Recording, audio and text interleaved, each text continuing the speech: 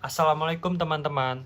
Jadi di materi kita kali ini saya akan membahas mengenai self love. Nah, jadi apa sih self love itu? Self love merupakan suatu kewajiban atau sebagai bentuk rasa syukur atas nikmat Allah Subhanahu wa taala. Assalamualaikum. Waalaikumsalam. Ngapain nih? Ini lagi bahas materi self love. Lu lagi ngejelasin materi self love. Hah, Lu ngejelasin materi self love kayak gitu. iya kayak gini dari tadi. Nggak kayak gitu, bro. Loh, terus kayak gimana? Nih, kayak gini caranya nih.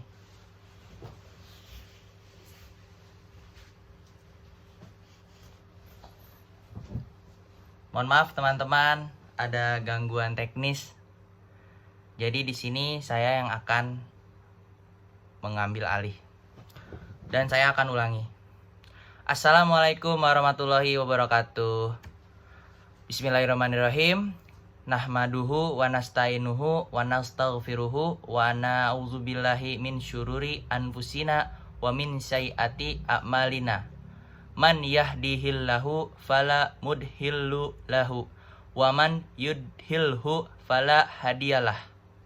Allahumma sholli ala Sayyidina Muhammad Allahumma sholli wa ala alihi wa sahbihi ajmain amal ba'du. Segala puji hanya milik Allah Subhanahu wa taala yang Maha Pengasih dan Maha Penyayang. Mari kita panjatkan kehadirat Allah Subhanahu wa taala atas segala nikmatnya yang telah diberikan kepada kita semua. Nikmat iman, nikmat Islam, nikmat sehat walafiat. Karena karunia-Nya, saya dapat di sini untuk mengerjakan tugas pembelajaran dari mata kuliah Psikologi Dakwah yang diampuh oleh Bapak Ilham Munzir. Tidak lupa, sholawat serta salam semoga tetap tercurah limpahkan kepada junjungan kita, Nabi dan Rasul terakhir yang diutus serta sebagai penutup oleh Allah Subhanahu wa taala. Siapakah beliau? Tidak lain dan tidak bukan yaitu Nabi Muhammad SAW. Semoga keluarganya, sahabatnya, dan kita selaku umatnya yang mengikuti sunnah-sunnahnya semoga mendapatkan syafaatnya di hari akhir kelak. Amin, amin, amin, ya Rabbal Alamin.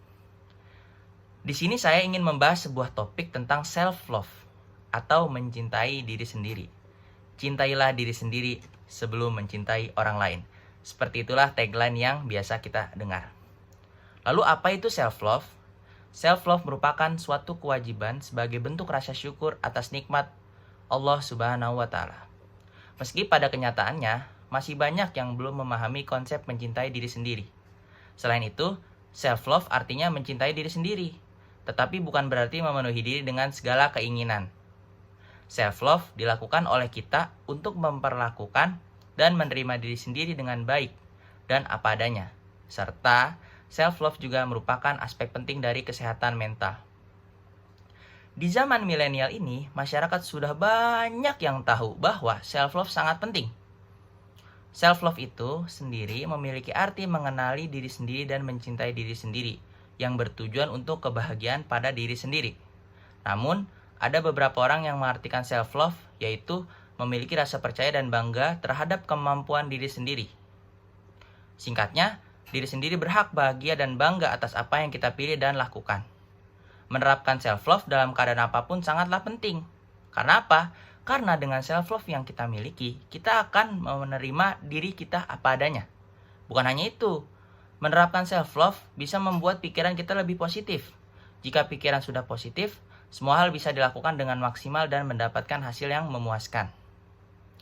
Lalu di sini masuk pada teori self-love dalam psikologi komunikasi.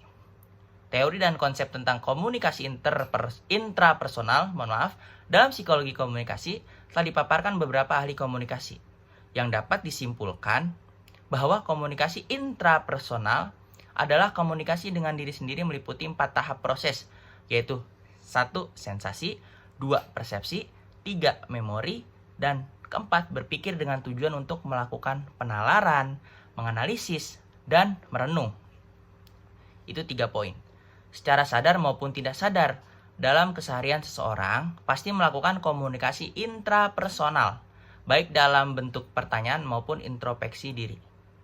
Selain itu, sering melakukan komunikasi intrapersonal juga sebagai bentuk self-love, sebagai bentuk paling penting untuk kesehatan mental, memperlakukan dan menerima diri sendiri dengan baik dan apa adanya, yang juga dapat meningkatkan self-esteem, mengurangi stres, dan mengenal lebih jauh tentang diri sendiri.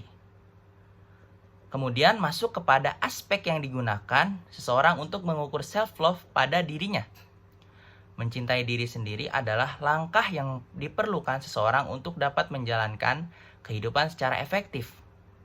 Aspek yang digunakan seseorang untuk mengukur self-love pada dirinya ini ada 3.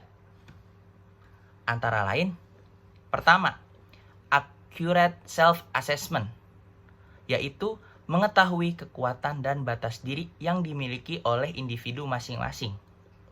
Kedua, emotionally self-aware, yaitu membaca emosi diri sendiri dan mengenali dampaknya kepada diri kita masing-masing yang akan datang dari luar maupun dalam diri kita sendiri.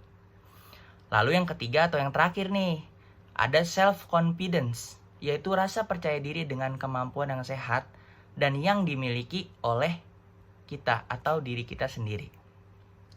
Nah, setelah kita membahas aspek, lalu kita masuk ke dalil mengenai self-love. Sebagai manusia, kita harus mengenal dan mencintai diri sendiri. Tentunya itu sangat penting dong. Untuk apa? Untuk dapat semakin mengenal dan mencintai Sang Pencipta. Seperti di dalam hadis yang Imam Ghazali katakan bahwa menyayangi diri sendiri itu sama dengan menyelamatkan dirinya dari azab Allah lewat menjauhi dosa, taubat, melakukan amal soleh, dan ikhlas sebelum menyelamatkan orang lain. Lalu, mencintai diri sendiri juga merupakan bentuk cinta kepada Allah Subhanahu wa Ta'ala. Logika sederhananya, jika kita mencintai diri sendiri, kita juga mencintai Allah Subhanahu wa Ta'ala yang telah menciptakan kita, yang telah menghidupkan kita, yang telah membentuk kita. Seharusnya sebelum hidup dibentuk, membentuk kita, menghidupkan kita, lalu membiarkan kita hidup sampai kita sampai kepada ajal kita. Nah, dalam sebuah hadis qudsi yang cukup terkenal di kalangan sufi, yang Yahya bin Mu'az ar-Razi sebutkan bahwa barang siapa mengenal dirinya, diri sendiri nih, maka dia mengenal diri sendiri, maka dia akan mengenal Tuhannya. Siapa lagi dan siapa bukan? Yaitu Allah Subhanahu wa Ta'ala. Kemudian, pada poin tersebut, jika kita mengenali diri kita sendiri, seperti apa diri kita, mau apa kita, seperti apa kita yang seharusnya kita jalankan dalam kehidupan, maka dia atau pribadi tersebut akan mengenal secara langsung dan tidak langsung Allah Subhanahu wa Ta'ala. Mengapa seperti itu? Karena seperti yang tadi sudah dibahas, jika dia mengenali diri dia sendiri, maka otomatis akan mengenal Tuhannya atau Allah Subhanahu wa Ta'ala. Kemudian dikatakan juga pada Al-Quran surat Al-Qaimah ayat 22 sampai ayat 23 yang berbunyi, A'udzubillahi minasyaitonirrajim, Bismillahirrahmanirrahim. Wujuhu yawma izin nadirah, ayat 23, dan Bismillahirrahmanirrahim, illa rabbiha nazirah, ayat 24. Quran surat Al-Qiyamah ayat 22 sampai 23, yang artinya wajah-wajah orang-orang mukmin, yaitu tentunya orang-orang Islam, pada hari itu berseri-seri atau mengeluarkan mimik dan ekspresi yang sangat baik tentunya menurut Allah Subhanahu wa Ta'ala. Itu ayat 23, mohon maaf. Dan kepada Tuhannya lah mereka melihat. Pada ayat 24 ini artinya atau memiliki arti, jika dia memunculkan ekspresi dan mimik muka seperti itu, maka Allah Subhanahu wa Ta'ala melihat secara langsung mereka ini sebagai umatnya yang diridhoi, mohon maaf tentunya. Lalu kita masuk dari efek dari mengenali mengenali dan mencintai diri sendiri atau self love yang tadi kita bahas. Efek dari mengenali dan mencintai diri sendiri atau self love ini dikategorikan menjadi 6 poin. Apa saja? Yaitu sebagai berikut. Pertama, self evaluasi. yaitu apa? Menelaah yang sudah dikerjakan. Jadi ketika kita sudah mengerjakan sesuatu, kita akan menelaah dan menilai pekerjaan kita betul atau tidak. Hasilnya bagaimana, apa yang perlu diperbaiki, dan lain-lain. Sehingga selanjutnya kita dapat mengambil keputusan yang tepat. Tentunya sebelum mengambil keputusan kita harus berpikir secara matang. Lalu yang kedua, ada escaping the self. Apa itu? Yaitu manajemen coping lebih baik dan tidak merugikan. Mohon maaf. Jadi ketika manajemen hidup kita itu lebih baik dan tidak buruk, serta tidak merugikan kepada diri kita sendiri dan orang lain, maka itu sangat penting untuk kehidupan kita dan tentunya kehidupan orang lain, karena tidak menyangkut kepada orang lain. Lalu masuk poin ketiga, increase emotional, yaitu memahami emosi dan ekspresi emosi dengan cara yang tepat. Seseorang yang mengetahui emosi tahu akan tujuannya dan bagaimana mencapainya. Jadi ketika orang bisa mengontrol emosinya dalam poin self-love atau mencintai diri sendiri, otomatis dia akan bisa mengontrol emosi terhadap orang lain dan akan bisa tidak semena-mena kepada orang lain dan mengeluarkan emosi yang berlebihan kepada orang lain. Seperti itu. Lalu poin keempat, ada self-knowledge, yaitu konsep diri yang lebih akurat serta konsistensi sikap dan perilaku. Nah, di poin self-knowledge ini, jadi ketika kita konsisten dengan sikap dan perilaku kita terhadap diri sendiri dan orang lain, maka itu akan itu akan menimbulkan nilai yang sangat baik dan tentunya sangat cocok untuk berkehidupan di masyarakat. Lalu poin kelima ada self-regulation, yaitu memilih respon, menahan godaan, mengubah suasana hati, dan mengenali diri sendiri dapat memfasilitasi kita bagaimana di lingkungan sosial dan bagaimana kita dapat survive. Nah, di poin kelima ini yaitu self-regulation, ketika kita memilih respon yang baik, lalu menahan godaan, terus mengubah suasana hati, serta mengenali diri sendiri, itu otomatis akan bisa dapat mengetahui sifat orang lain di lingkungan kita hidup atau bermasyarakat. Yang tadi seperti saya bilang, berkehidupan di masyarakat. Dan kita akan bisa survive atau bertahan hidup di lingkungan tersebut. Karena apa? Karena kita bisa memfasilitasi kita di lingkungan sosial tersebut. Nah, lalu poin keenam ada theory of mind. Apa itu theory of mind? Yaitu memprediksi perilaku orang lain. Jadi ketika kita bisa memprediksi perilaku orang lain, kita jadi bisa was-was atau mawas diri. Kita melakukan A, betul tidak? Melakukan B, betul tidak? Apa kita harus memilih dan melakukan C? Nah, lalu seperti itu. Dari ke-6 poin itu, lalu kita masuk ke poin kesimpulan.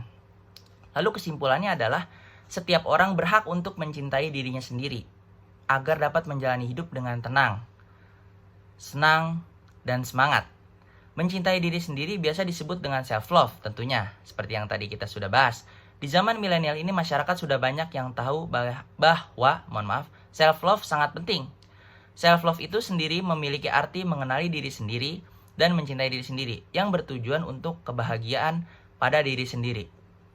Namun, ada beberapa orang yang mengartikan self-love, yaitu memiliki rasa percaya dan bangga terhadap kemampuan diri sendiri. Ada cara untuk menjadi pribadi self-love, yaitu pertama, menjaga diri sendiri. Kedua, belajar untuk bersyukur. Ketiga, terhadap setiap keputusan itu akan kita ambil dengan hati-hati. Keempat, menjauhi pertemanan dan lingkungan yang toksik. Kelima, mencari kebahagiaan untuk diri sendiri. Keenam, mengekspresikan diri sendiri. Yang penting yang bagus-bagus saja, yang tidak jangan. Karena itu akan menimbulkan suatu syirik. Ketujuh, berhenti membandingkan diri sendiri dengan orang lain. Kedelapan, percaya pada diri sendiri. Nah, jadi seperti itu. Lalu kita masuk ke bagian penutup. Wah, sudah penutup saja nih. Oke, sekian sedikit pembahasan yang bisa disampaikan dari saya. Kurang lebihnya mohon maaf. Apabila ada kesalahan mohon dimaafkan. Karena kesalahan datangnya dari saya dan kesempurnaan hanya milik Allah Subhanahu wa taala. Saya akhiri. Wabillahi taufiq wal hidayah. Wassalamualaikum warahmatullahi wabarakatuh.